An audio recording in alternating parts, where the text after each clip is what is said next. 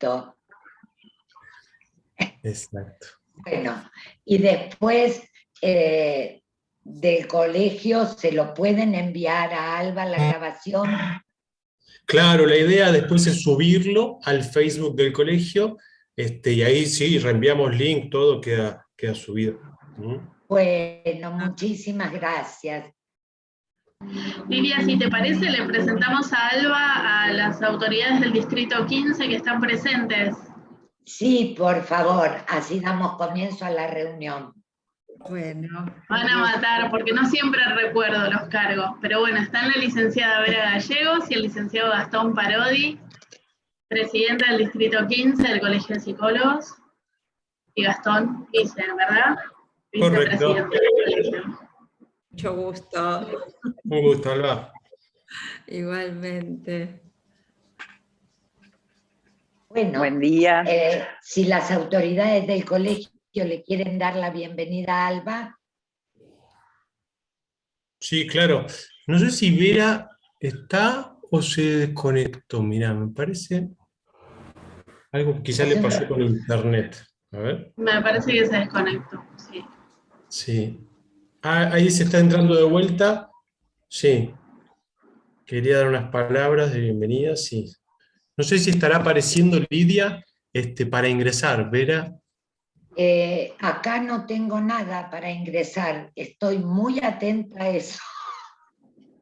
¿Quieren que la esperemos unos minutitos? A ver, Ahí hay una persona en sala de espera.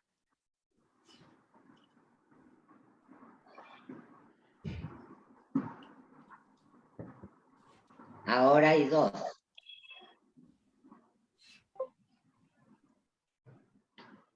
Es posible que te aparezca una opción de dejar ingresar a todos. Y la pongo.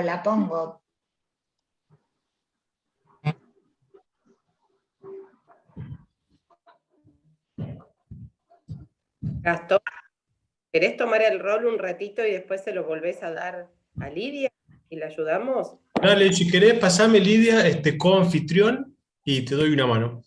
Claro que sí. ¿Y dónde encuentro el coanfitrión? Vas a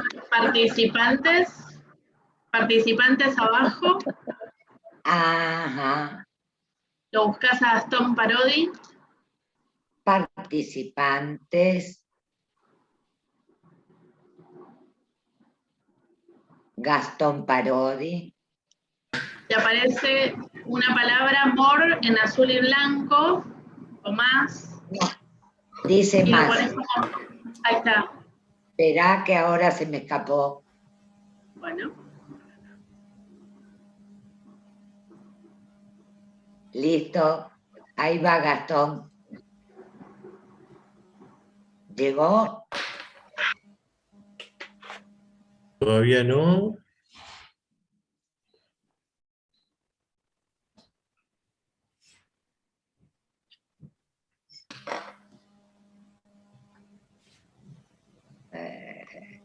No.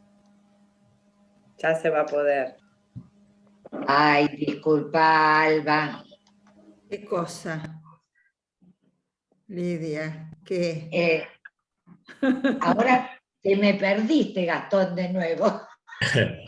Otra forma, acá en mi cuadradito pones en los tres puntitos que aparecen, un clic y te va a dar opciones. Una es hacer coanfitrión. Ajá. Hacer hospedador. También, sí. Perfecto, ahí está. ¿Desea cambiar de anfitrión? Sí. Ya lo lograste, Lidia, ahí apareció en la pantalla. Con perseverancia todo es posible. No, pero tenemos un plus, un curso de tecnología. Aprendimos todos. Claro, lo que pasa es que estas cosas por ahí las aprendo en situaciones así. Después siempre hay alguien más hábil y yo digo, bueno, hacelo vos. Y cuando tengo que hacerlo de nuevo, ya me olvidé cómo lo había hecho. En fin, bueno. Ah, ya está, Vera. Estoy aquí. Me salió un minutito apretando botón equivocado. también. Así que ya volví. Bueno, nada, vos nos ibas a decir algunas palabras, nos dijo Bueno. Gastón. Por supuesto. Bueno, ¿quieren que comencemos? Creo que sí. Sí, sí, Bueno. porque ya son casi 10. Bueno. Comienzo. Bueno, en principio, buenos días a todas y a todos.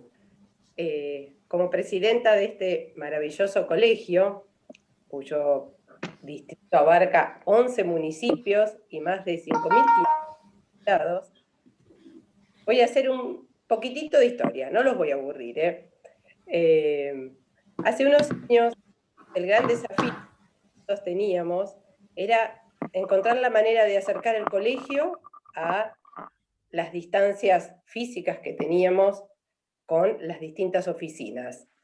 Y bueno, lo pudimos lograr generando las oficinas, así fue como nacieron las oficinas descentralizadas, ¿no? Me acuerdo de inauguración, Andrea, de la oficina de Escobar. Y bueno, allí en las oficinas fue donde empezaron a crear grupos, se crearon lazos, se realizaron encuentros, jornadas, reuniones, capacitaciones, supervisiones, presentaciones de libros, hasta festejos y muchas actividades que seguramente no debo estar mencionando. El año pasado, como todos sabemos, de repente fue como si el mundo se detuvo, la incertidumbre y la palabra COVID pasaron a ser protagonistas de nuestras vidas, pero bueno, tampoco voy a hablar de la pandemia, porque bueno, seguimos transitando y no es el objetivo de la charla de hoy. Pero bueno, sí quiero hablar del gran desafío que fue enfrentarnos para sostener aquellos lazos y espacios que eran físicos, como hablábamos hace un ratito, y debían encontrar otras formas en la virtualidad. Y esto fue un gran trabajo y una apuesta al deseo muy grande, ya que cada uno puso su granito de arena. Mis compañeros de consejo, los coordinadores de comisiones, escuelas de formación, dispositivos, cursos y por supuesto oficinas descentralizadas. Todo siguió funcionando, con la adaptación, con aciertos, con desaciertos, pero siempre hacia adelante.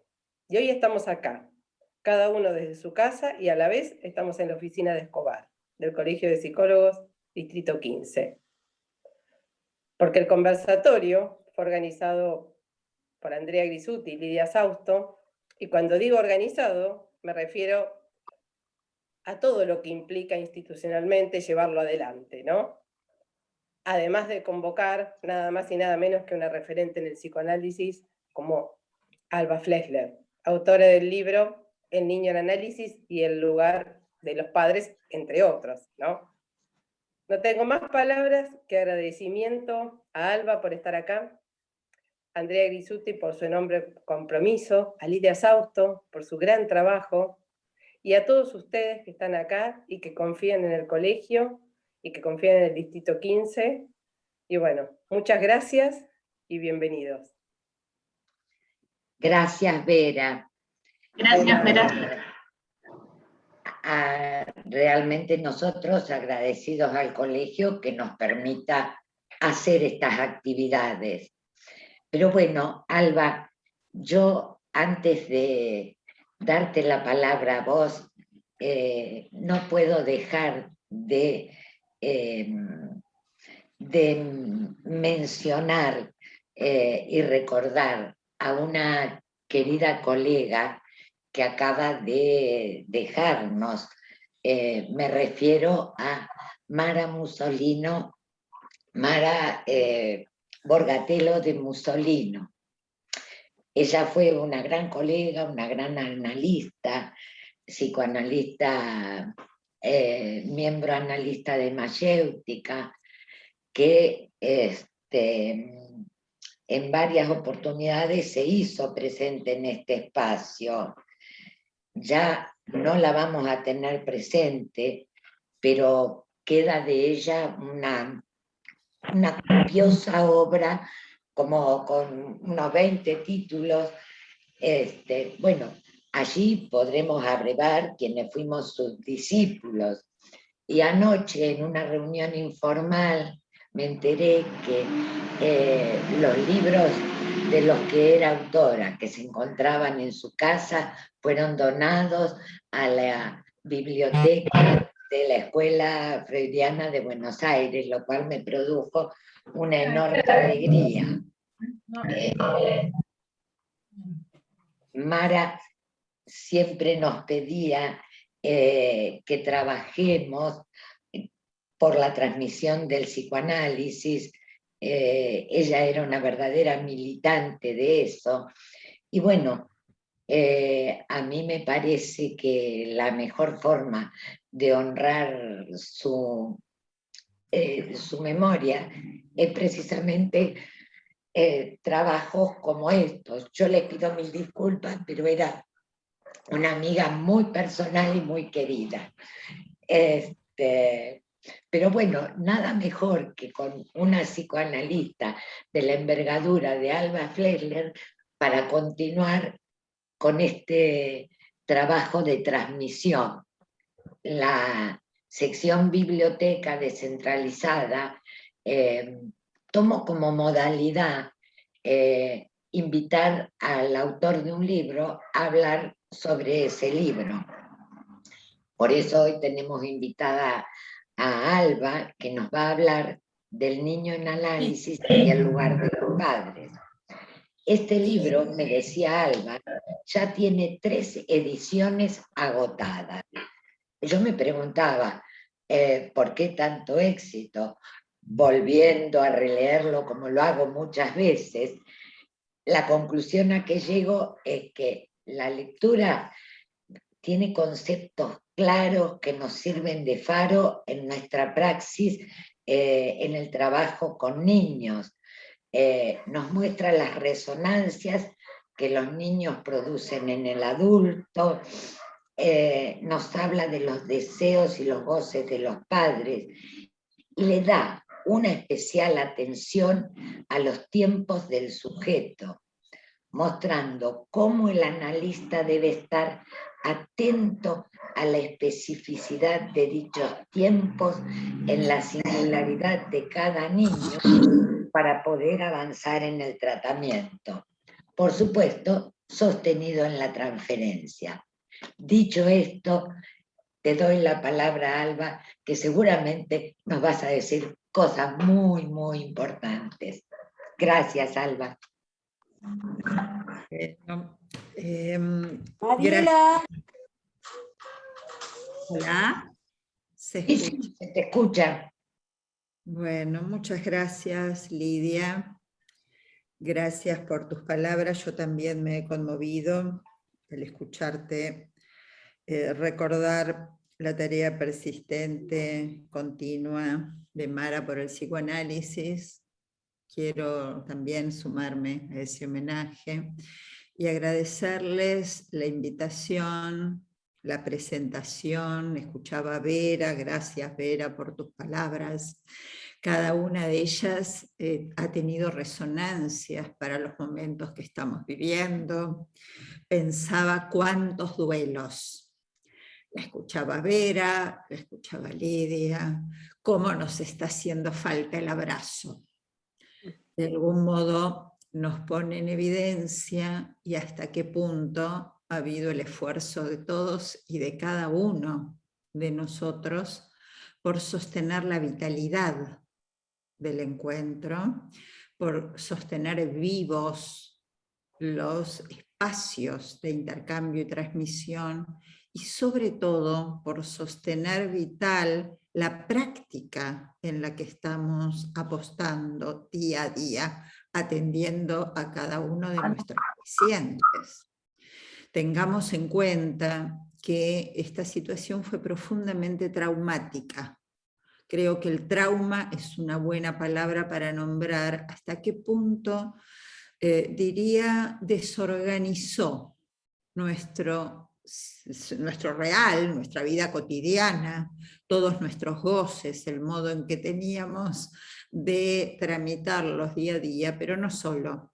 Lo real, lo simbólico de nuestra estructura. Fíjense que tuvimos que recurrir a términos nuevos: entró, no entró, está en la sala, estás silenciada, estás muteada, cantidades de significantes que tuvimos que recorrer para poder encontrarnos, y también nuestro imaginario, porque de ninguna manera en esta estructura nuestra es lo mismo el encuentro real con el cuerpo del otro, que porta el objeto que nos vitaliza, del encuentro virtual. Lo estamos sobrellevando, como decía Vera, le estamos poniendo onda, como dicen nuestros pacientes adolescentes, pero creo que también es profundamente necesario, y cuando digo necesario estoy diciendo una lógica fuerte para nosotros psicoanalistas, es necesario el conversatorio. Pensaba en el título que ustedes le han dado a este espacio, donde se trata de aportar, Vera lo dijo muy bien, yo diría con una lógica depurada, el granito de arena que cada uno puede introducir con su acto, y es cómo sostenemos la palabra.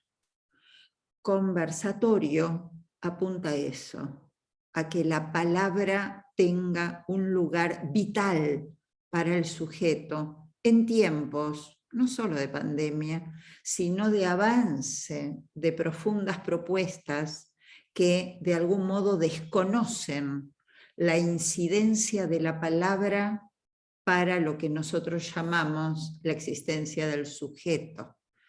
Es decir, que apuestan a teorías vitalistas propias de que todo viene ya en el cerebro, que el origen de todo lo que nos ocurre está dado o nacemos así. Nosotros apostamos al valor de la palabra y la incidencia del lenguaje en la constitución y en la estructuración de un sujeto. Así que bueno, gracias por dar lugar al conversatorio, al encuentro, porque si bien les agradezco mucho que valoren mi palabra, les diré que es un agradecimiento también del encuentro necesario para mí, para continuar con mis reflexiones, el encuentro con otros analistas. Creo que la reunión para un analista, reunión con otros, es absolutamente imprescindible para poder sostener su práctica cotidiana y suspender en abstinencia su subjetividad cuando atiende a sus pacientes. O sea que esta introducción, que no la tenía en machete, no me la había notado previamente, surgió estimulada por lo que les he escuchado. Así que gracias, gracias otra vez, Vera, Lidia, por supuesto Gastón, gracias también, y Andrea. Muy bien. Bueno, les digo cómo pensé cuando Lidia me hace la invitación a compartir con ustedes algunas reflexiones de mi primer libro, que ya está por ser adolescente, cumple pronto 15 años, y que me acabo de enterar que parece que la 4ª edición también se agotó, porque hubo gente que me pidió los libros y parece que no está en ningún lado. Así que gracias también a eso, esta semana me voy a comunicar con la editorial a ver si les pido que hagan otra reedición. Bueno, les cuento que cuando pensé en recuperar este hijito mío para conversar con ustedes, y dado que se trata de un conversatorio, primero hice una cantidad de apuntes y demás de los temas, y dije, pero yo lo que más quiero es conversar con ustedes. Entonces, voy a tratar de contarles un poco algunas cosas que están para mí casi les diría en la cocina de este libro, ¿no? Cómo se fue cocinando. Y me gustaría después conversar, que le demos tiempo al intercambio, a que ustedes me digan bueno, los que lo leyeron, qué resonancias, qué preguntas, y los que no, bueno, a partir un poco de estas líneas espero que les den ganas de llegar a él, porque el mayor anhelo de un autor cuando escribe es que esas letras se desprendan de él y vayan por ahí haciendo su camino, su ruta. Bueno, entonces, les cuento, pensé contarles un poco la historia, ¿no? Digo, la historia, la cocina y la historia de este libro, que para mí esencialmente tiene un concepto. Yo digo que los psicoanalistas cuando escribimos o reflexionamos podamos alcanzar un concepto y transmitirlo, un concepto que sea herramienta para otros analistas, que les pueda ser, digamos, una herramienta válida para su práctica, un concepto, ya uno se puede sentir ¿no? como contento de poder hacerlo. Entonces, a ver un segundito, que quiero poner esto acá, a ver si... Eso. Bueno, bueno, entonces les quería contar un poquito ese concepto que lo mencionó Lidia y que para mí fue una herramienta a partir del momento en que lo hallé y lo pude tomar en mis manos, fue una herramienta imprescindible para mi práctica, y no solo con los niños, con todos los que pueden consultarme. Y el concepto es tiempos del sujeto. Le doy esa categoría, concepto, no es un modo de decir, tiene una complejidad, una formalización, es decir, todo lo que caracteriza que sea un concepto. Y a su vez pretendo, y en gran medida lo he logrado, porque ya muchos me han dicho que pudieron tomarlo como una herramienta para su formación. Yo digo que la formación del analista es una formación interminable. A veces se termina, lamentablemente, y ese analista se queda ahí y no se sigue formando. Pero la mayoría de los analistas tratamos de seguir formándonos.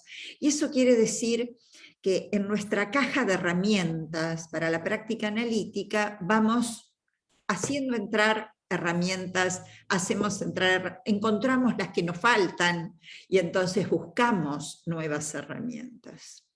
Entonces, mi alegría con este libro es que muchos me han dicho que se transformó en una herramienta para su caja de herramientas como analista. Este concepto, tiempos del sujeto. Luego el libro también tiene algunos aforismos. Algunos aforismos que hoy algunos les voy a mencionar a medida que vaya desplegando un poquito y que creo que hacen a este concepto tiempos del sujeto. Pero volviendo a la historia y a la cocina del libro, les cuento. Cuando yo empecé mi formación y mi práctica, yo empecé mi formación antes de recibirme, antes de tener el título, y tuve la oportunidad de hacer la práctica hospitalaria. Tenía toda la intención de trabajar con adultos, como uno cuando dice, bueno, yo voy a trabajar con adultos. ¿Sí? Y obviamente, en determinados momentos, me encontré con una pregunta propia de cuando nos pasa algo, que es que me empezaron a derivar niños. Y yo me pregunté por qué. Y entonces, además de mis pacientes adultos, empecé a atender niños y me hacía ruido tener que elegir una especialidad, adultos, niños, ¿qué haces, qué no haces? Bueno, obviamente la pregunta por qué me derivan niños pasó por mi análisis, que es por donde creo que pasa realmente la formación de un analista. Y cuando me dispuse a recibir a los niños en mi consultorio, a no rechazar eso que evidentemente me volvía como un mensaje de algo propio, me encontré con que los analistas en ese momento tenían un problema ligado a la práctica con niños, y que era un problema referido a cómo atender al niño. Me encontré como con dos corrientes dentro del psicoanálisis de niños. Una que planteaba, tomando la propuesta de Freud, de que el niño tiene un aparato psíquico en vías de conformación y que toda la teoría psicoanalítica había sido creada por Freud para atender a adultos neuróticos capaces de establecer neurosis de transferencia, y que el niño solo podía ocasionar inconvenientes a esa práctica por su aparato psíquico inacabado, por estar en vías de constitución, Freud había establecido condiciones muy precisas para poder abordar a un analizante, que viniera por sí mismo, los niños lo traían otros, que hablara y el niño quería jugar, que tuviera cierta conciencia de enfermedad, lo que él llamaba que se le presentara un síntoma con el que no pudiera por sí mismo. Y el niño no tenía esas características. Quería jugar, quería dibujar, venía atraído. De modo que esto despertó, y esto lo fui encontrando cada vez más en las líneas que encontraba aún dentro de la formación lacaniana, pero que tenían la marca del origen del psicoanálisis de niños, que era dividir las aguas de la práctica entre si el niño era analizable del mismo modo que un adulto, o el niño no era analizable por no ser un adulto. Esto, les diré, aún lo escucho en la práctica de muchos analistas, a veces sin saber que están marcados con este ombligo del origen del psicoanálisis de niños, que encontró como dos corrientes muy fuertes en las propuestas de Melanie Klein y de Anna Freud. ¿En qué se notaba en la práctica cotidiana esta, diría, bipolaridad de propuestas?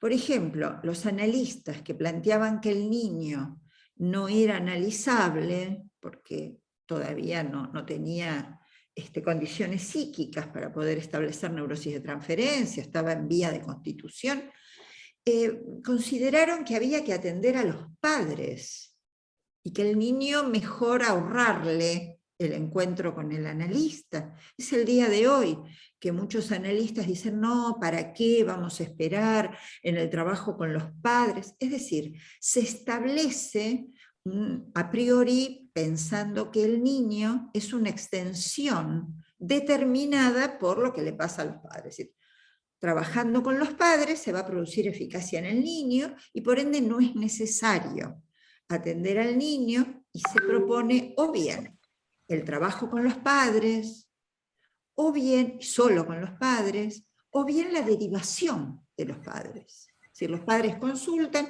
y se trata de trabajar para que los padres vayan a análisis.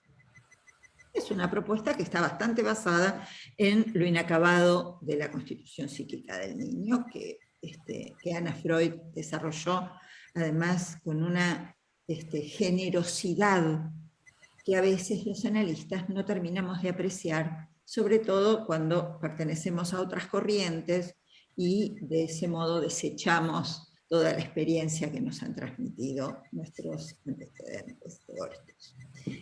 Pero luego, y oponiéndose radicalmente a esta posición, está la posición del niño considerado plausible de ser analizado del mismo modo que un adulto, y aquí tenemos toda la propuesta teórica de Melanie Klein, que plantea la técnica del juego del niño como un equivalente de la interpretación de los sueños. Entonces, toda la propuesta es, el niño es abordable del mismo modo, hay que tratar que los padres no entren, no interfieran, no se constituyan en un obstáculo, que nos dejen trabajar con el niño, lo menos posible la intervención de los padres.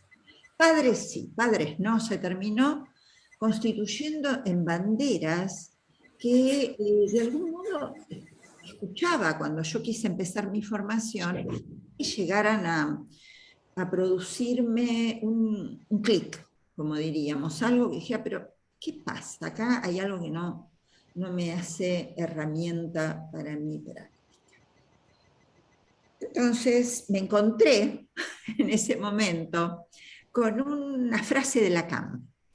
Yo venía haciendo mi formación en la enseñanza de Lacan y me encontré con una frase donde Lacan dice que a veces hay problemas que no encuentran una solución o que fallan, creo que dice así, porque están mal planteados. Es decir, él no lo dice así, él lo que plantea es, a veces un problema falla más por lo que busca que por lo que no encuentra. Esa es la frase de Lacan. Entonces, tomando en cuenta todos los desarrollos que hace la matemática respecto a lo que es un verdadero problema, me puse a investigar qué es un problema, cómo se plantea, cómo el planteo del problema permite encontrar una solución o la impide. Encontré con que el problema estaba mal planteado.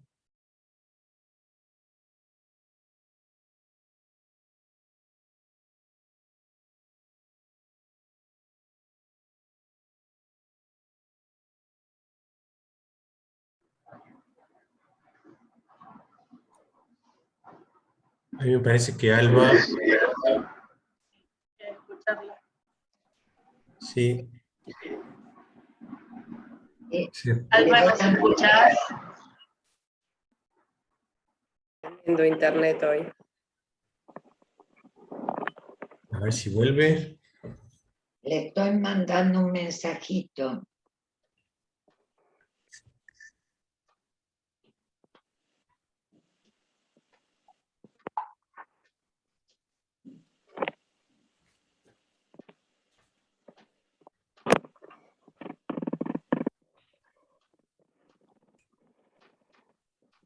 Es un poco lo que decíamos, ¿no? Los obstáculos Mm.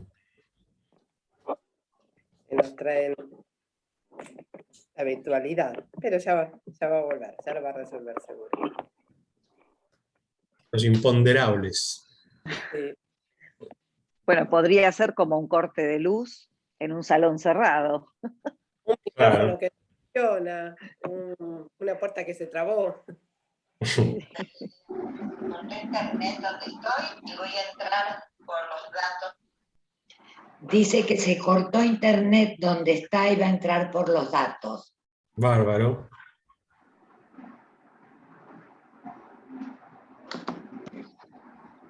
Está fatal internet de estos días.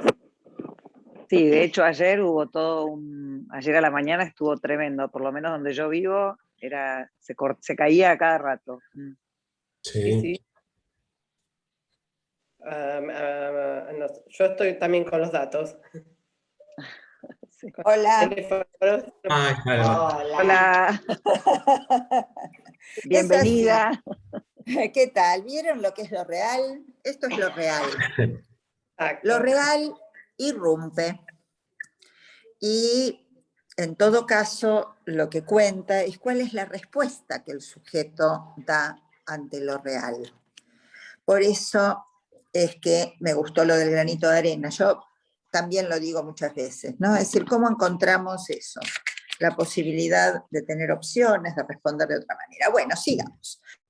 A dónde seguía hablando sola, pero creo que llegué a contarles que traté de, en esta impotentización del acto analítico que producía estas dos posiciones duales, antagónicas, casi les diría la grieta de entonces en el psicoanálisis, la cuestión de los que sí, de los que no, y será porque, bueno, no soy muy, no tengo estructura bipolar, ni me encantan las dualidades, sino que prefiero las formaciones terciarias, es que de algún modo traté de salirme de lo que me parecía un sin salida. La de impotentizar el acto analítico A ver, un segundito.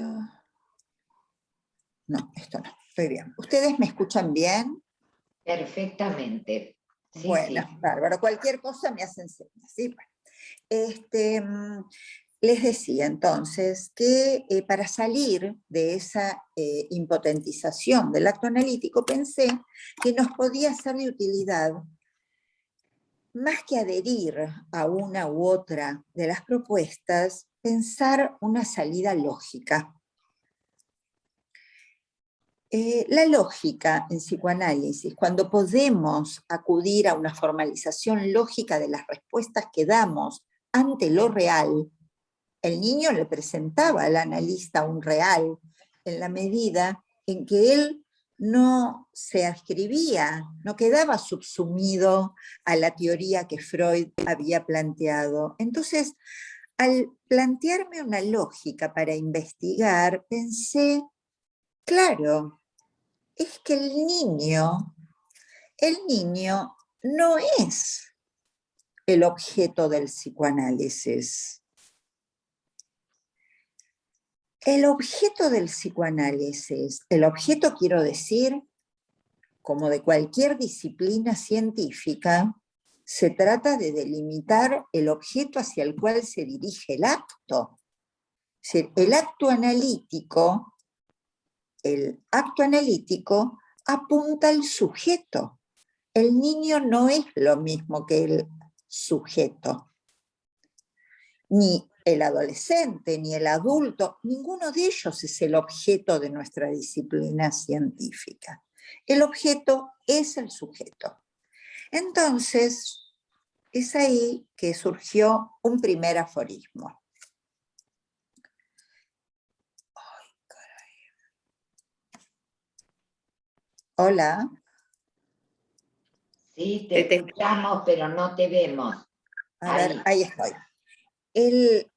El primer aforismo entonces fue: el analista atiende al niño, pero apunta al sujeto. Luego, donde dice niño, se puede poner una X, es decir, el niño atiende al adulto, pero apunta al sujeto. El niño atiende a la familia que llega, pero apunta al sujeto. Fíjense que encontrar una lógica que empiece a diferenciar cuál es el objeto del acto analítico, Lacan lo despliega en todo un seminario, el acto analítico lo explica con sus cortes, su banda de medios, con un montón de apoyos para el pensamiento, para decir, se trata del sujeto. Esto da libertad a la práctica, no necesitamos ser especialistas. Entonces tenemos que diferenciar el niño del sujeto. Y el niño, para el psicoanálisis, no para todas las disciplinas que se dedican a la niñez o a la infancia y que abordan distintas problemáticas, para el psicoanálisis, niño es siempre un objeto en el fantasma del otro. O dicho en otros términos, un niño siempre es una significación en nuestro psiquismo de adultos. Freud dijo, es un objeto, él lo teorizó con una lógica, dijo, es un objeto para el narcisismo de los padres, el niño es un objeto que tiene valor falo en el deseo de la madre, y también dijo, el niño puede ser un objeto de goce. Cuando escribió su texto, Pegan a un niño. Es decir, siempre niño, y esto es muy importante para pensar que es un niño para un analista también en su fantasma, niño es un objeto en el fantasma. Y ese valor que tiene le va a dar una significación y va a determinar el modo de tratarlo. Muy simple, si ustedes leen la historia de los niños, en la historia de la humanidad, el niño tuvo significaciones muy distintas. Y cada vez que se le dio una significación, se determinó el modo de tratarlo. En una época histórica no se los inscribía y entonces se los morían ahogados en el colecho de los padres y eran enterrados sin inscripción. Hoy estamos en el tiempo del derecho de los niños Y entonces el niño tiene una significación de un niño que ya sabe y hay que respetarlo. Es también una significación que determina el modo de tratarlo. Bien, entonces, niño es un objeto. Y el sujeto es un concepto en la teoría de Lacan que no se refiere ni al sujeto gramatical, ni al sujeto de la filosofía. El sujeto para Lacan es, y él lo nombró de distintas maneras, sujeto del inconsciente, sujeto del fantasma, sujeto escindido, sujeto acéfalo de la pulsión, sujeto de la estructura. Fíjense, la lógica fue permitiendo pensar cada vez más afinada a aquel al quien dirigimos el acto analítico. Yo encontré, a partir de la enseñanza de Lacan, un modo simple de definir al sujeto. Les quiero aclarar que el modo simple de transmitirlo tiene una complejidad enorme. No es una simplificación de la teoría. Para poder llegar a enunciados simples, es preciso haber recorrido arduamente la complejidad de lo que implica el término. Pues bien, voy a la respuesta simple que encontré y que vierto en mi libro. Y es que el sujeto, Lacan dice, responde al otro. Entonces suelo decir que el sujeto es una respuesta. El niño es un objeto en el fantasma del otro. Y el sujeto responde con su trazo diferencial, por eso es una respuesta y no una realización del objeto, es una respuesta que introduce su propio trazo singular. Responde al niño del otro, responde sí y responde no.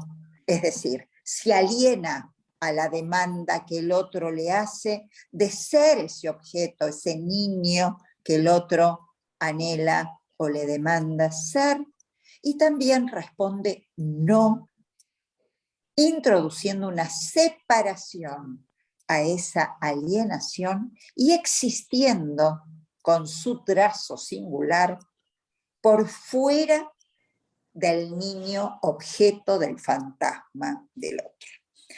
Bien, entonces, gracias al concepto tiempos del sujeto, me puse a investigar esta diferencia y las operaciones necesarias para que esos tiempos se efectúen. Porque ustedes saben que los analistas de niños siempre estamos un poco acusados y tenemos que defendernos de la idea de que hablamos de evolución, de etapas evolutivas. Entonces digo, no son etapas evolutivas los tiempos, no son equivalentes al paso de los días y del calendario.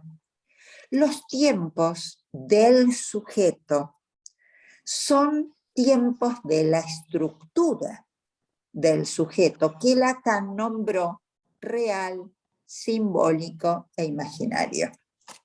En su conceptualización del sujeto y avanzando en su enseñanza, Lacan dijo: lo más cercano que tengo al concepto de estructura es mi nudo real, simbólico e imaginario. Entonces, escribió ese apoyo para el pensamiento, que es el nudo Borromeo, que muchos de ustedes seguramente conocen, y quienes no, les digo por qué Lacan lo introdujo, no para complicarnos la vida, como suelo aclarar, sino porque tiene una propiedad, esta escritura del nudo, que es muy apta para pensar también los tiempos, pero la estructura misma.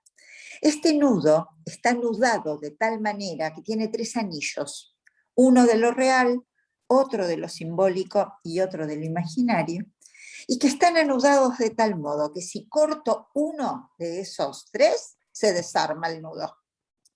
¿Para qué sirve entonces? Para entender que somos tres en uno. Es decir, nuestra estructura no está hecha solo de simbólico, no solo de lenguaje, no solo de palabra. Nuestra estructura está hecha de simbólico, que tiene que ver con el lenguaje y la palabra, los significantes y lo que se juega del orden de las leyes del lenguaje, pero también tiene que ver con lo real del cuerpo, de los goces. ¿Por qué no es lo mismo que nos encontremos virtual o nos encontremos presencial? Porque el encuentro de los cuerpos porta algo del objeto que vitaliza el cuerpo del otro. Cuando nos encontramos con nuestros seres queridos o nos encontramos presencialmente, ¿qué sentimos? Que nos vitalizamos. El cuerpo no es solo imaginario, el cuerpo es real, simbólico e imaginario. Entonces nuestra estructura también necesita de la imagen. Ninguno de los tres vale más que el otro, dice Lacan. Son tres equivalentes y están anudados de modo tal que la estructura la nombramos RSI.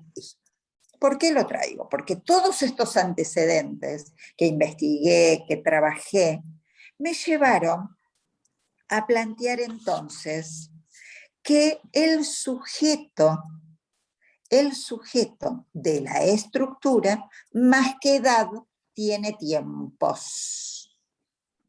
Y que estos tiempos son tiempos de lo real, tiempos de lo simbólico y tiempos de lo imaginario, que no se efectúan naturalmente, no corresponden a la naturaleza de un empuje vital, pasar del lenguaje a la palabra.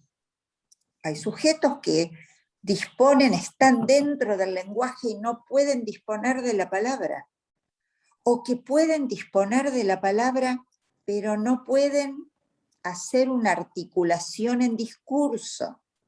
Tiempos de lo simbólico, del lenguaje a la palabra y de la palabra a la articulación en discurso.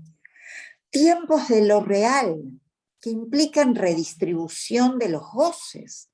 No es lo mismo buscar el objeto de goce en el cuerpo del otro primordial, de la madre, buscar la satisfacción en la teta de mamá, que empezar a chuparse el dedo. Goce en el cuerpo propio.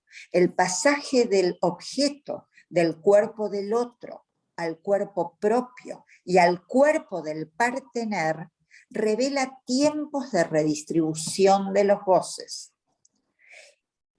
Y también tiempos de lo imaginario. De ninguna manera es lo mismo ese tiempo en que se configura la imagen del cuerpo, tiempo conocido como el del estadio, del espejo, el espejo, que el tiempo en que el sujeto extracta la imagen coagulada, casi fotográfica, que implica la constitución del narcisismo, y la pone a jugar en la escena del mundo. Un niño que puede jugar, por ejemplo, a que era un personaje, dale que era Superman, dale que era, está revelando un tiempo de movilidad de lo imaginario. Pues bien, estos tiempos, como no son naturales, estos tiempos se producen por operaciones. Y es ahí que estas operaciones se dan entre el sujeto y el otro real. Cuando digo otro real, estoy diciendo que es un otro que a su vez está constituido por real, simbólico e imaginario. Es un otro que habla, es un otro que goza, es un otro que tiene representaciones imaginarias. Eso quiere decir real. No lo minimicemos. Real, simbólico e imaginario. Y son los que llamamos los padres. pero que Lacan nos ayudó a formalizar y a plantear que se trata de un otro que cumple funciones, operaciones, y que no podemos reducirlos a los padres que engendraron. No son los engendradores de vida, sino los que cumplen ciertas operaciones. Y entonces avancé en la idea de que este otro real tiene una incidencia necesaria en los tiempos del sujeto. Tiempos que son también, como bien dijo Freud, tiempos de la transferencia. No sé si ustedes recordarán, cuando Freud plantea uno de los obstáculos y diferencias entre el análisis de un adulto y el análisis de un niño, dice, la transferencia desempeña otro papel porque los progenitores reales están presentes. Es decir, ¿qué quiere decir esto? Los progenitores están presentes también en el análisis de un adulto. ¿Quién no habla de la mamá, habla del papá? Es más, hay chistes al respecto, no sé si ustedes conocen el de dos madres que se encontraron y una le dice a la otra, mi hijo me adora, me hace regalos costosísimos, cada vez que es el Día de la Madre, me regala un auto, me regala un viaje. ¿Tu hijo? No, le dice la otra, mi hijo no me regala auto, no me regala viaje, pero mi hijo hace 20 años que va al analista y le paga para hablar de mí. Bueno, en fin, los adultos entonces tienen a sus padres del fantasma presentes, pero para que los padres pasen de ser reales a ser los padres del fantasma, es necesario que se cumplan operaciones. Si no, tenemos adultos que son traídos más allá de su edad, porque los padres progenitores reales siguen presentes. Toda esta cuestión y la problemática entonces que presenta en la clínica me llevó a pensar este libro. El niño en análisis quiere decir que el niño debe ser considerado, debemos analizar que es un niño. Eso quiere decir el niño en análisis. Obviamente juega con la idea de un niño dentro de un análisis analítico. Y en lugar de los padres, porque creo que no se trata ni de no atender a los padres, ni de atender a los padres. El niño no es analizable como un adulto, pero tampoco no es analizable por no ser un adulto. Es que, entonces, diré, estas operaciones pueden realizarse o pueden fallar.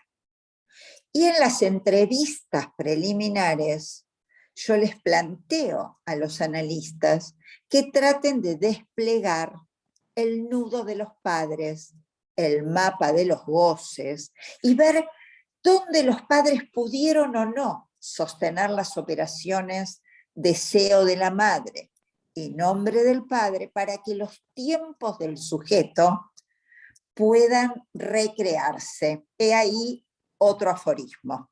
El tiempo del sujeto es un tiempo recreativo. Recreativo no quiere decir divertido. Recreativo quiere decir que los tiempos dependen de que se recree la falta. Si el niño que inicialmente es ese objeto para el otro no recibe por parte del otro un intervalo que le permita responder como sujeto, perdurará en una fijación a un determinado goce que más allá de que cumpla años, no se va a redistribuir.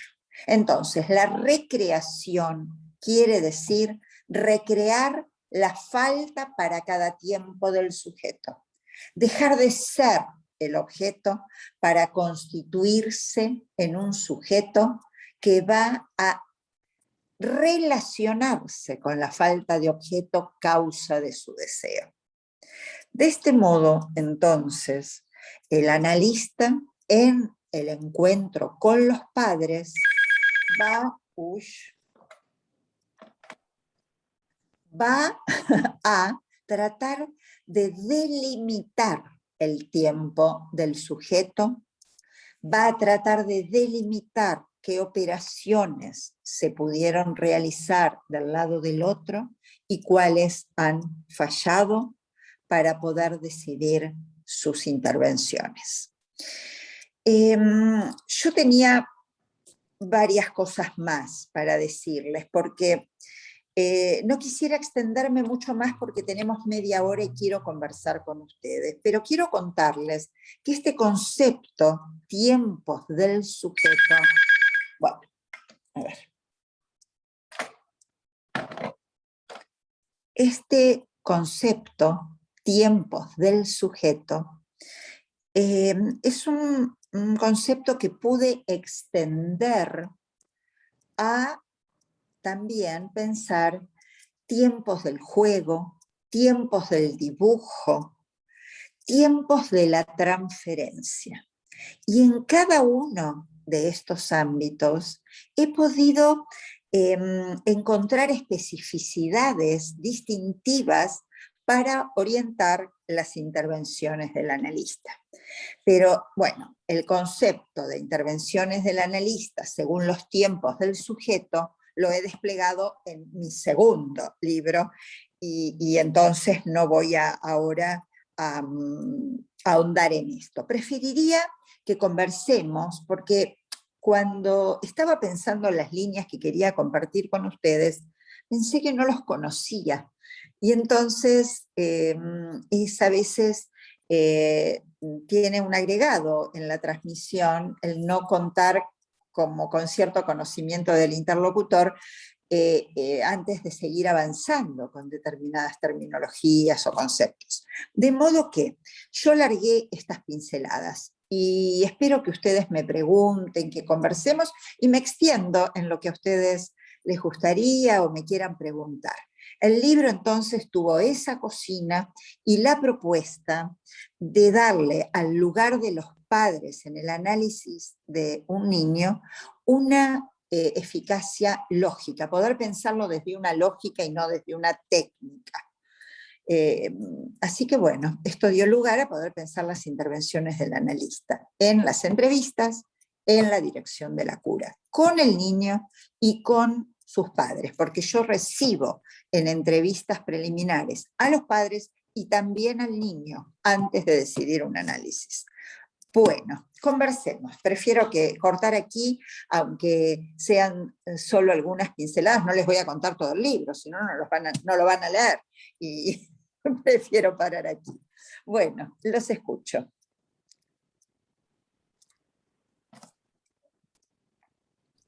Qué interesante, Alba, lo que decías. Me quedé pensando un montón de cosas y te quería preguntar una. En relación a las operaciones que nombrabas y cómo éstas permiten recrear la falta en cada tiempo del sujeto, pensaba que cuando traen al niño análisis es porque alguna de estas operaciones está fallando, digamos, no se está pudiendo realizar.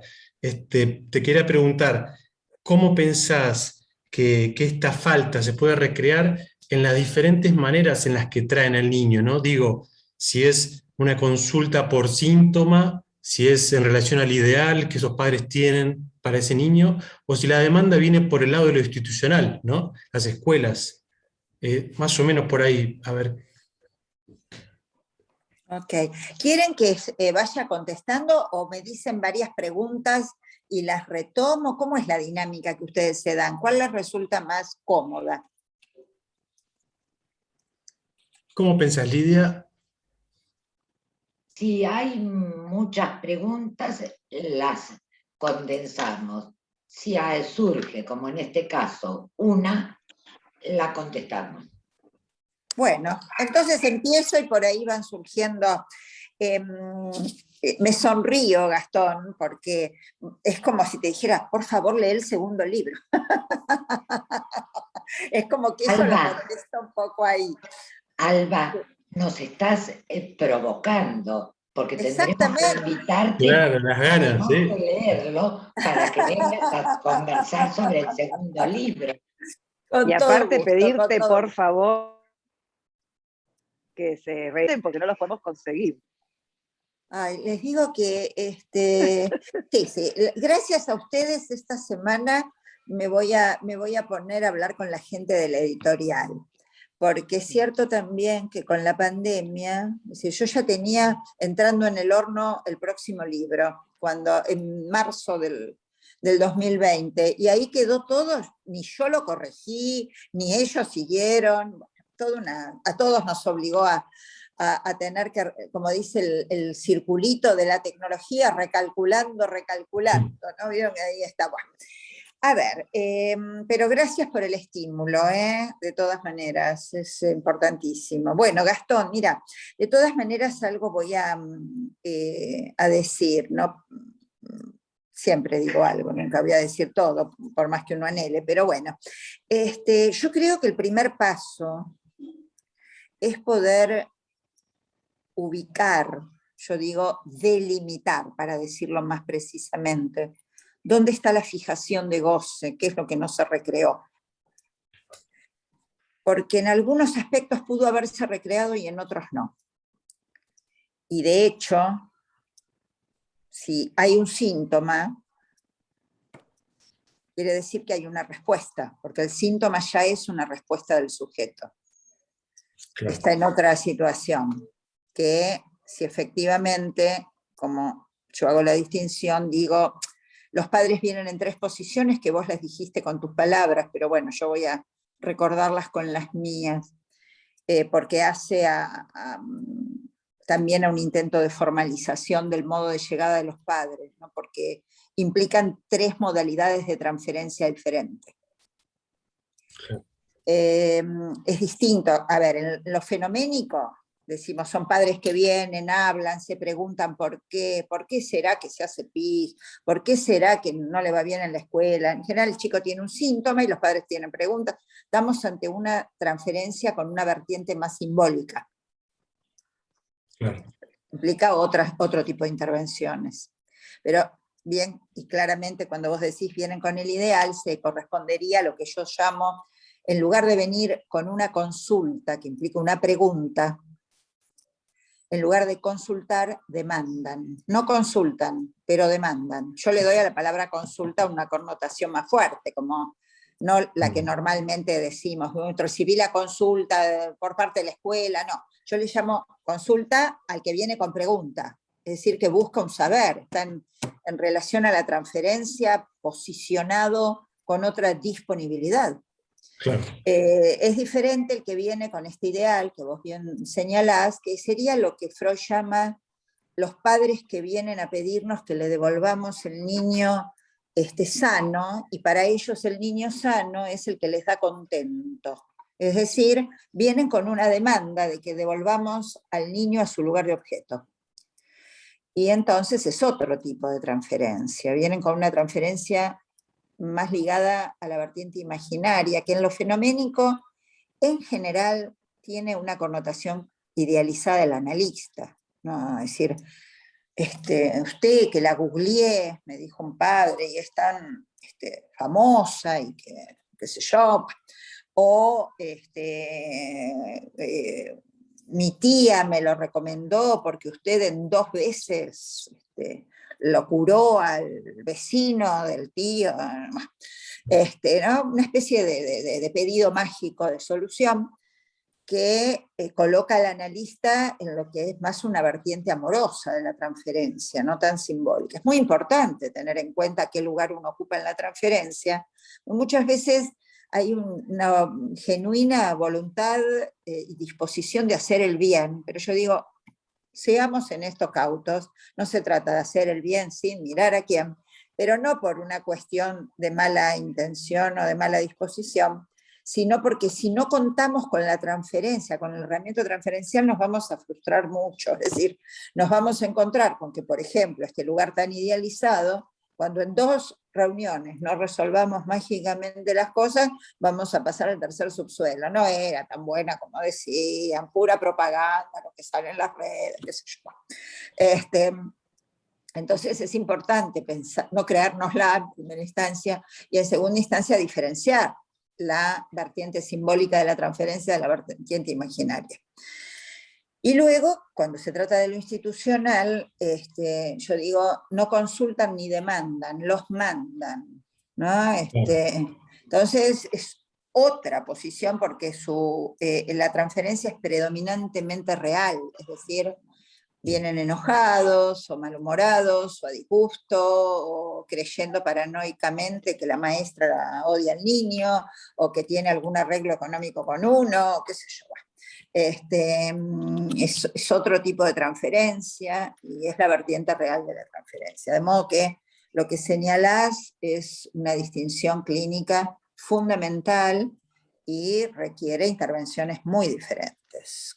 Desde el comienzo con los padres, desde el comienzo con los padres. Si uno se entusiasma y empieza rápidamente el análisis, porque pobre chico, está mal, se va a encontrar muchas veces con lo que en las supervisiones escucho dice, uy, se interrumpió el análisis. Yo le digo, mira, no es que se interrumpió, no empezó nunca. ¿No? Es decir, que hubo un tema con el inicio y creo que es importante no perder la oportunidad en el inicio, cuando vienen como más disponibles, aún en las tres vertientes para la intervención, porque después, como toda transferencia, la transferencia tiene un rostro resistencial, de modo que raudamente va a mostrar el otro rostro y va a ser mucho más difícil intervenir, porque dice, escucho el despliegue, hace 2 meses que lo veo y ahora la mamá no me contesta el teléfono, bueno, pero mirá lo que pasó en las entrevistas, ¿no? Como poder pensar que ahí hubo una falla en las intervenciones también, ¿no? Para poder pensar. Así que es muy, muy, muy importante, es así, lo que vos decís. Hay que hacer las distinciones. Y eso está bastante desplegado, pero no me acuerdo si es en este libro o en el otro. A ver. Si es en este o en el... Esto no me lo acuerdo. No, está en el otro libro. Las tres vertientes de la transferencia lo desplegué en el otro libro, en el de las intervenciones del analista. No nos quedamos con las ganas. No tengo comisión de los...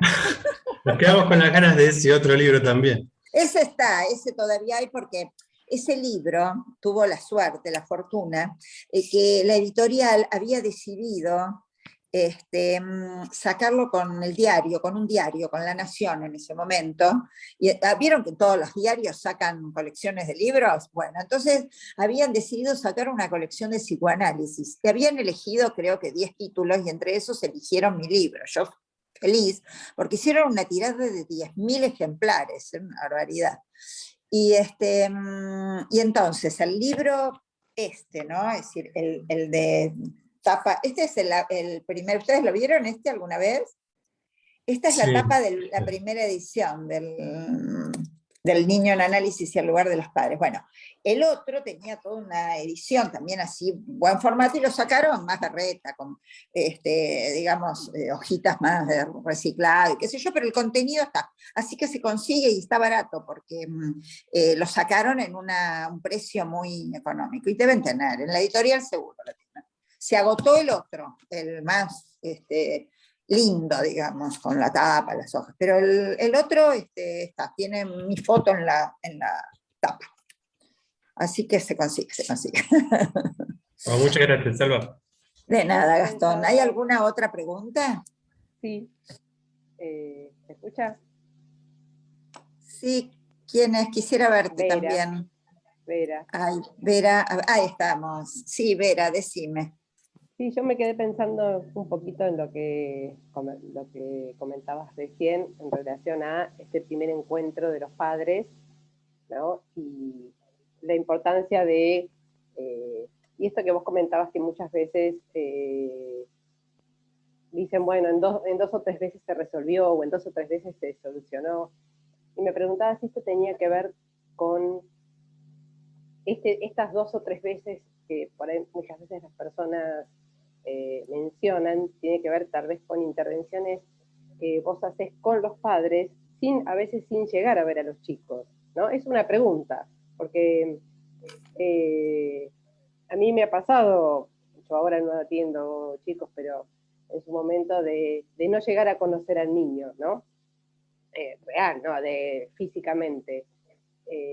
Y si esto, a lo que vos te referías, tenía que ver con esto, ¿no? Con estas primeras, este recorrido para comprender a los padres, que me parece que es fundamental, y comparto totalmente, tenía que ver con esto. Sí. Muy buena la pregunta. Quiero saber si hay alguna otra pregunta para ver el tiempo, y si no me extiendo un poco más en contestarle a Vera. ¿Hay alguna otra pregunta? Yo tengo una pregunta. Sí, ¿qué tal? Tengo una pregunta. ¿Cómo que te llamas? ¿Cómo te llamas? María. María. Hola María, sí, decime. Que se relaciona con Vera, por eso quisiera hacerla. Bueno, este año he empezado a atender el primer año de consultorio y tenía una duda en relación a esto, como las primeras entrevistas con los papás, que bueno, me pasa, por ejemplo, incluso con adolescentes que me dicen, bueno, ve a mi hijo como andan, como para que los vea, los arregle, digamos, y los devuelva. Y tenía esta duda de hasta cuándo, cómo yo me tengo que dar cuenta, hasta cuándo pueden ser las intervenciones con los papás y cuándo empezar a conocer al niño o al adolescente, porque no puedo todavía, más allá de que leo y demás, saber como qué tengo que prestar atención más para poder decir, bueno, es momento de pasar al niño o al adolescente. Esa era como mi pregunta. Bueno, gracias María. Sí, está relacionado con lo que preguntó Vera, así que está bueno que lo pueda relacionar. Yo quería sí, tomar algo que vos dijiste. Sí. Estos adultos, entre comillas, que son traídos, donde muchas veces aparecen adultos que realmente parecen no haber atravesado todas estas etapas por no haber podido desprenderse precisamente de estos padres de la infancia. Sí, gracias Lidia. Vos sabés que esto que me decís, voy a empezar un poco por lo de Lidia y retomo, ¿no? Porque justo me resuena en relación a un ciclo que yo doy online, que se llama Leyendo con Alba Flesler, para tomar justo este tema, que ahora y entonces estuve releyendo, ¿no? Porque es un ciclo donde tomo párrafos y los voy leyendo con los que se inscribieron en el espacio, y tiene que ver con esto, con la pregunta que el analista yo propongo que se haga cuando recibe a quien reciba en su consultorio. Y es, ¿qué tiempo tiene? No qué edad, ¿qué tiempo tiene? ¿Qué tiempo tiene de lo simbólico, por ejemplo? Porque si puedo delimitar qué tiempo tiene, me voy a dar cuenta por qué alguien viene con la mamá, más allá de la edad que tenga, y la mamá habla por él. O cuando habla, se sienta y me dice, pregúnteme, no tiene preguntas, un adulto. Es decir, tiene un tiempo donde no llegó a preguntarse, hacerse preguntas a uno, ¿por qué me pasa lo que me pasa? Es un tiempo del sujeto. De modo que efectivamente creo que es una herramienta porque permite no pedirle, no diría, es un adulto al diván, es un niño juguetes. Si el poder escuchar el tiempo va a dar lugar a que uno no se quede con una técnica. Entonces esto va a la pregunta de María, ¿no? En relación a cuándo, cómo paso al niño. Entonces, María, la retomo, pero de algún modo a partir de lo que planteó Vera, ¿no? Que sería que efectivamente con los padres yo intervengo teniendo en cuenta que ellos no son mis analizantes, pero también encontrando en el encuentro con ellos, donde, como dijo Gastón, falta recrear la falta, es decir, en donde hay una fijación que hace que, como planteó Lidia, ellos no hayan cursado ciertos tiempos, los padres. Y en las entrevistas, entonces, yo lo que digo, para que el analista se dé cuenta hasta cuándo o cómo, es bueno proponerse, desplegar lo que yo llamo el mapa de los goces. ¿Qué quiere decir el mapa de los goces? Quiere decir que donde uno ubica que hay un goce que impida realizar la operación. Ejemplo, para hacer función de madre y función de padre, es decir, para poder realizar las operaciones, deseo de la madre y nombre del padre, es preciso que se haya recreado un goce respecto de su lugar de hijos. Entonces, en las entrevistas, cuando uno escucha dónde se pudo haber producido una falla en lo que implica realizar la operación como madre o como padre, es muy probable que se haya producido un enclave de goce en el lugar de hijos y no puedan realizar la operación porque no se recreó ese goce. Les puedo dar muchísimos ejemplos. El otro día en una supervisión, un analista, por ejemplo, me contaba de una abuela que la llama por teléfono para decirle algo de su pacientita. En realidad la llamó directa y veíamos con la analista hasta qué punto la madre de esta nena chiquita, el lugar de la madre había quedado para la abuela. Es decir, que la madre biológica, la que engendró a la nena, estaba tan en posición de hija que le dejaba a su propia madre el lugar de madre. Ahí tienen un ejemplo de lo que implica una falla en la función de la madre por su lugar de hija. Esto en las entrevistas uno puede tratar de ubicar en qué lugar se produjo el detenimiento. Yo lo llamo mapa de los goces porque implica desplegar los goces no solo de la madre y del padre, sino de la madre como hija, del padre como hijo, es decir, cómo se va desplegando otros goces para ellos. ¿Y hasta cuándo? No se trata de completar información, ni de hacer una anamnesis, ni de tener una cantidad de datos innecesarios. Lo importante es delimitar dónde están detenidos y no se pudo realizar la operación. A su vez, esto a María, yo recibo al niño o al adolescente aunque no tenga totalmente desplegado este mapa, porque a veces los padres son más reticentes. Si llegan, por ejemplo, como decía Gastón, enviados por una institución, la escuela, el juez, no están muy dispuestos a hablar. Entonces a veces ver al niño, recibir al adolescente o al que traen, para poder ubicar cómo responde a eso que se le demanda. En el caso de este ejemplo que les di, ¿cómo responde esta nena a que la madre sea la abuela y la madre sea una hija y no cuenta con la madre? Bueno, con unos desbordes de angustia que enormes respondía. La angustia también es una respuesta del sujeto. Entonces, yo suelo ser poco dogmática.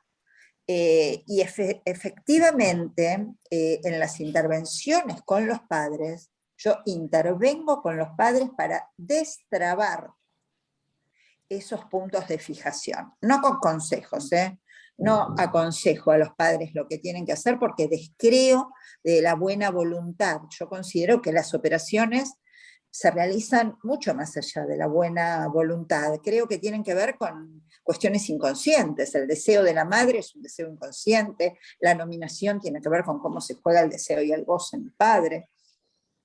De modo que las intervenciones, pero bueno, no voy a recomendarles de nuevo el libro porque van a pueden creer que era final, pero está más desplegado en ese libro respecto de que efectivamente cuando uno interviene, voy de todas maneras a dar un adelanto, cuando uno interviene sobre ese punto de coagulación, el goce se relanza.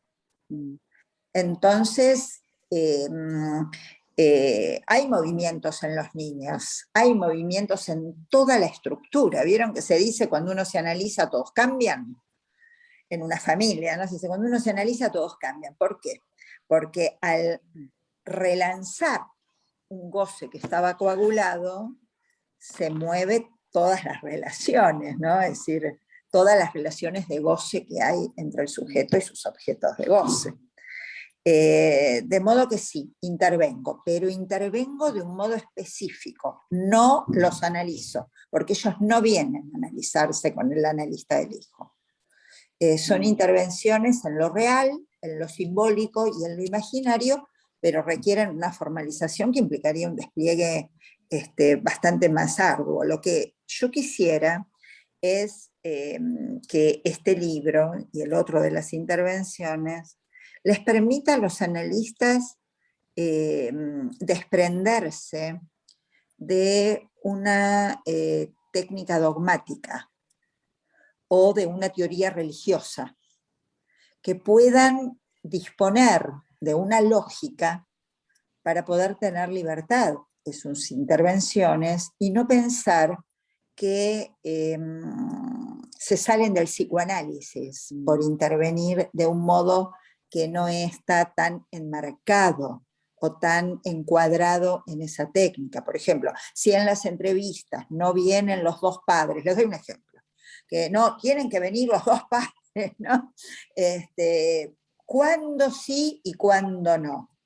No lo puedo decir en un libro, pero en el libro sí puedo transmitir que hay una lógica por la cual lo puedo aceptar o no aceptar. Y que esa lógica está referida a intervenir sobre esos puntos de fijación, que no son una fijación regresiva. Esto también es importante diferenciar. Freud habla de que muchas veces en la neurosis, y esto nos pasa, hacemos regresiones a puntos de fijación anteriores. Les doy un ejemplo concreto. Con la pandemia todos subimos de peso. ¿Por qué? ¿No? Digo, porque comemos cualquier cosa, nos desordenamos, pasamos a un goce oral, hay gente que tomó de más, que fuma de más, es decir,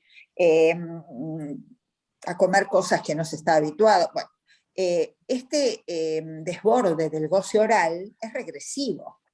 Es decir, al verse cerradas puertas de goce, nos vimos privados de salidas exogámicas para el goce, se hace una regresión. Pero en la infancia no es regresiva la fijación. Si estamos hablando de fijaciones que no se recrearon, es decir, que no tuvieron su progresión. Y esto requiere, obviamente, intervenciones con los padres que tienen eficacia sobre los niños. Pero el riesgo, cuando solo se trabaja con los padres y no se ve al niño, es que no tenemos presente qué respuesta él da y pasamos a pensarlo al niño casi como determinado por los padres. Y yo no creo que el niño sea una pura determinación de los padres.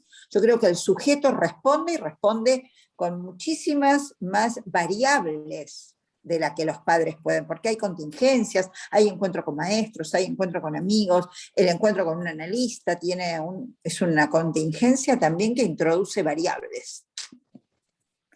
Así que bueno, esto.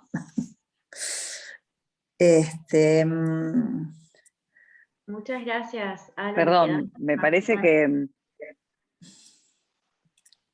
Sí, perdón, no, solamente quería recomendar el libro que lo estoy leyendo. Este es muy bueno, de las intervenciones del analista. Así que bueno, muchas gracias, Alba, y a todos. Bueno, María, gracias. Después te arreglamos la comisión, con mostrarlo bien ahí para... Bien, ahí. Es un chiste. Bueno. Sí, María Elena, mía, ¿qué quería decir? No, que me quedé pensando que muchas veces nos pasa a los que atendemos niños. Ante todo, Alba, muchas gracias. Siempre tus aportes son tan claros buenísimo. Que los que atendemos niños muchas veces, yo pienso, ¿no? Que los niños nos van guiando en un montón de operaciones que son necesarias hacer, en un análisis, en transferencia, y a veces nos encontramos con ese freno tan grande que ponen los padres, ¿no? Y yo siempre estoy ahí viéndome, bueno, a ver, cómo operar y también cómo no ir más allá de lo que esos padres pueden soportar, porque ahí nos quedamos sin pacientes, sin el niño. Claro. Sí, gracias, María Elena. Bueno, voy a contestar un poco el comentario de María Elena y vamos a tener que ir dejando por hoy porque tengo otro compromiso y tengo que continuar. Pero quiero responder a María Elena y agradecerles muchísimo porque las preguntas de ustedes son muy puntuales y muestran un deseo genuino en relación a esta práctica, ¿no? Son así muy específicas, de modo que les agradezco la invitación.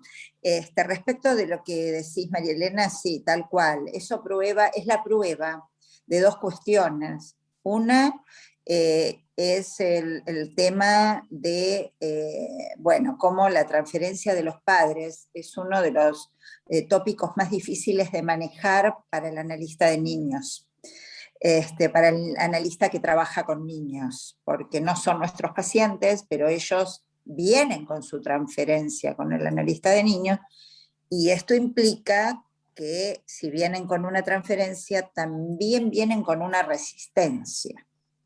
Todo inconsciente, es decir, que no tenemos que enojarnos con los padres porque ellos vengan con su resistencia. Yo a veces escucho, esta mamá, este papá, pero por eso vienen, ¿no? Es como si uno dijera, si pudiera con los goces que se desbordan, no nos vendría a ver.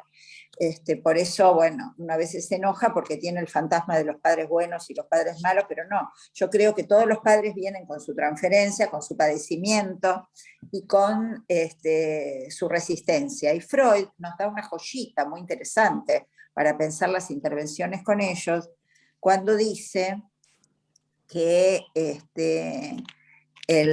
los padres se tornan en muchas ocasiones portadores,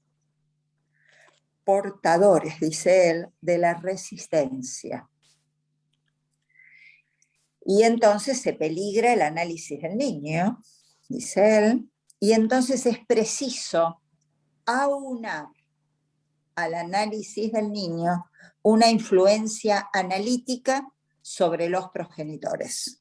Bueno, yo trabajé qué entendemos por influencia analítica. ¿Cuál es la lógica de esa influencia analítica? Y creo que es muy importante que el analista tenga el radar muy atento a los indicadores de esa resistencia para poder realizar puntualmente esa influencia analítica. Muy importante, no puede ser burocrático el encuentro, bueno, una vez al año me encuentro a fin de año con los padres, no. Tiene que ser muy puntual, en el sentido de, son muchas las maneras en que se puede presentificar esta resistencia. Generalmente en lo real, del horario, del dinero, son maneras de manifestación, ¿sí? En el irse o quedarse en la puerta, en fin. Situaciones que el analista debe no desestimar para poder intervenir. Así que sí, es muy importante, María Elena, lo que vos decís. Y me alegro que haber aportado claridad, en parte porque como me llamo Alba, tengo la marca y entonces me va por lo claro, y en parte porque es para mí muy importante darle claridad a la transmisión, sobre todo porque a veces me preocupa que se transmite el psicoanálisis de un modo muy críptico y no se le da esa posibilidad de acceso, entonces produce fascinación en vez de transmisión. Entonces yo me propongo, me esfuerzo en mi transmisión en ser lo más clara posible. Así que gracias. Sí. Bueno, yo quería agradecer también, Alba, toda la claridad. Realmente siempre te sigo, te escucho, pero bueno, lo hago breve. Tuviste un recorrido, realmente que, viste, uno ha leído cosas, te ha escuchado, pero cada vez que te escucho personalmente me aclarás muchísimo más en toda la clínica, ¿no? Porque es la cuestión lógica. De ahí no caer en lo imaginario, que a veces uno escucha esto que decías vos, que el padre es así, que la madre es asá, cuando es una lógica RSI, ¿no? Y también de ahí sigo con esta idea del trípode freudiano, ¿no? Análisis personal, control de nuestro lugar en la dirección de la cura y, por supuesto, la lectura. Yo creo que esos tres pilares se van a mantener siempre incólumes para poder ser abstinentes y poder escuchar estos tiempos lógicos de cada sujeto que nos convoca, ¿no? Así que te agradezco un montón. Te agradezco gracias por tu comentario. Muchas gracias también. No, y al colegio por este espacio porque estuvo genial. Gracias. Gracias. Gracias, gracias.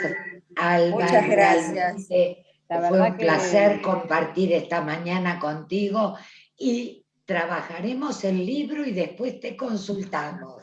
Con todo gusto. Un abrazo. Gracias, Alba. Muchas gracias y gracias por la organización. Buenísimo. Y gracias, Alba. Gracias, Lidia, Alba. por tu idea brillante.